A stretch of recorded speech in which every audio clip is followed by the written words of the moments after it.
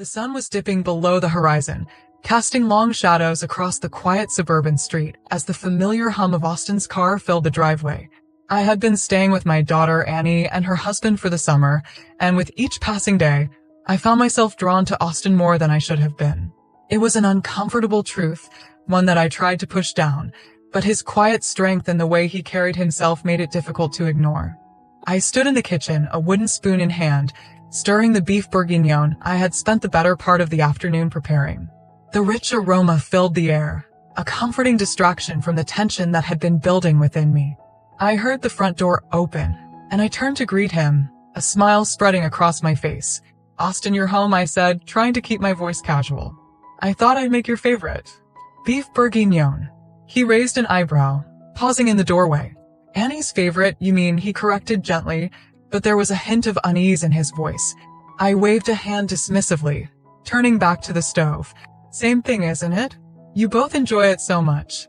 From the corner of my eye, I could see the tension in his shoulders, the way he avoided my gaze. I knew I made him nervous, and a part of me thrilled at the power I held over him. It wasn't that I wanted to make him uncomfortable, I just wanted him to see me, to acknowledge the connection that seemed to simmer beneath the surface. "Where is Annie?" he asked, setting his briefcase down on the counter.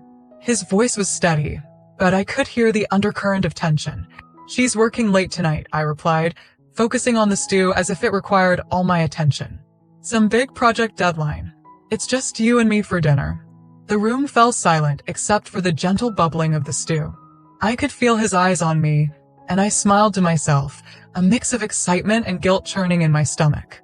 I knew I was playing with fire, but I couldn't help it. There was something about Austin that drew me in, something that made me want to push the boundaries, to see how far I could go before he acknowledged the spark between us. Over the next few weeks, I found myself becoming more persistent. I made subtle comments about his appearance, always on the lookout for opportunities to be near him. I could see the effect I had on him, the way he would tense up when I was close, the way his eyes would linger on me when he thought I wasn't looking. It was a dangerous game, one that I knew could have serious consequences, but I couldn't seem to stop myself. One evening, I found him in the living room, a book in his lap.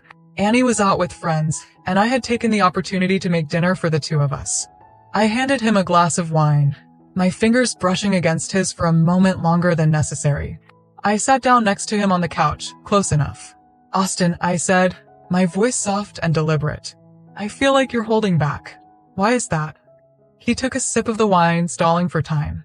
I could see the conflict in his eyes, the way he struggled with his feelings. "What makes you think I'm holding back, Mom?" he asked, his voice carefully neutral. I leaned in slightly, my voice low. Us. There's something here, Austin. You can't deny it forever." He looked away, his jaw tightening. "Mom, I don't know what you want me to say." I reached out to him. "I just want you to be honest with yourself. With me." He took a deep breath, his eyes meeting mine briefly before he looked away again. "I can't do this, Mom," he said, his voice firm but gentle. "I'm sorry."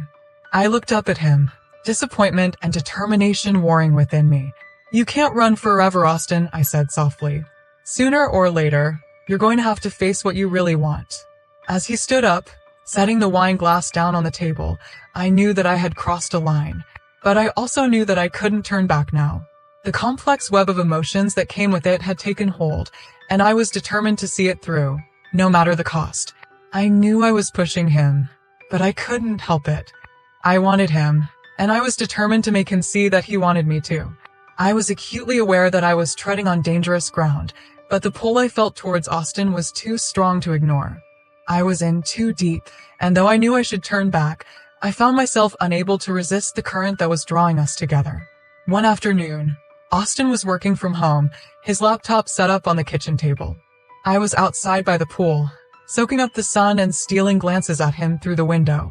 His brow was furrowed in concentration, and I could see the tension in his shoulders. I waved at him, inviting him to join me. He hesitated, then closed his laptop and headed outside.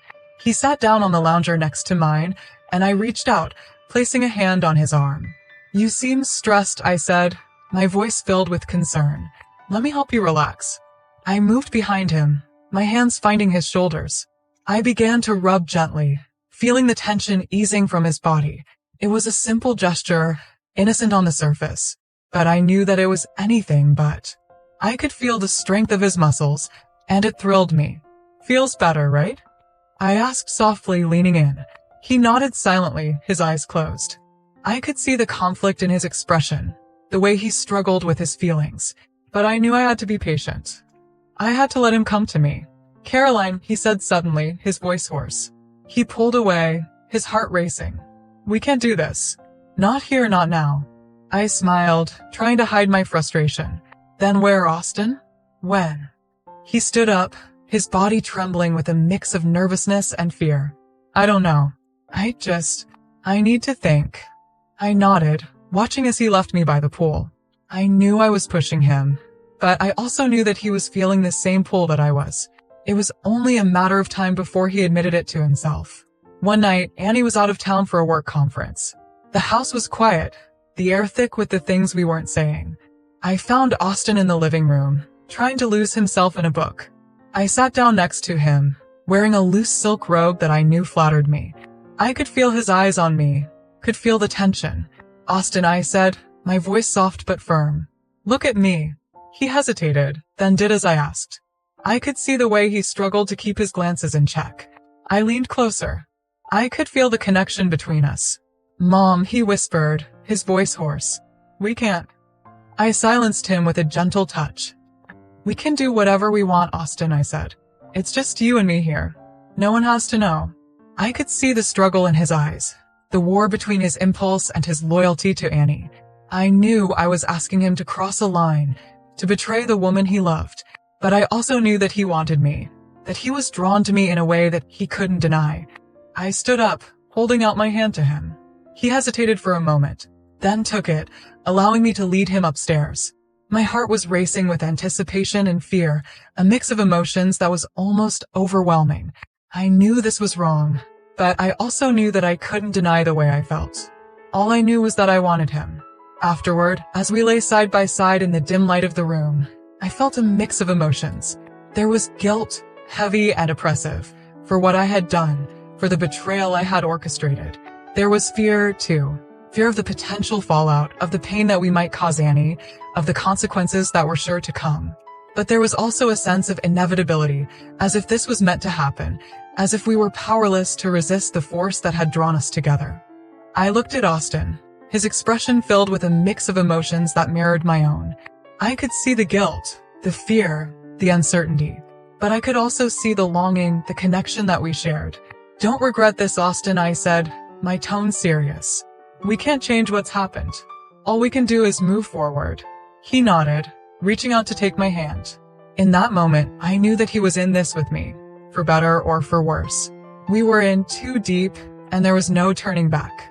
And so, we began our secret relationship, a thrilling yet precarious dance. We were always mindful of Annie, always aware of the risks. We shared moments together when we could, always careful to maintain the facade of normality. It was a dangerous game, one that could unravel at any moment. But despite the complications, despite the guilt and the fear, I couldn't deny the truth. I was happy, truly happy, for the first time in a long time. I had found something with Austin that I had never expected to find, something that I was determined to hold on to, no matter the cost.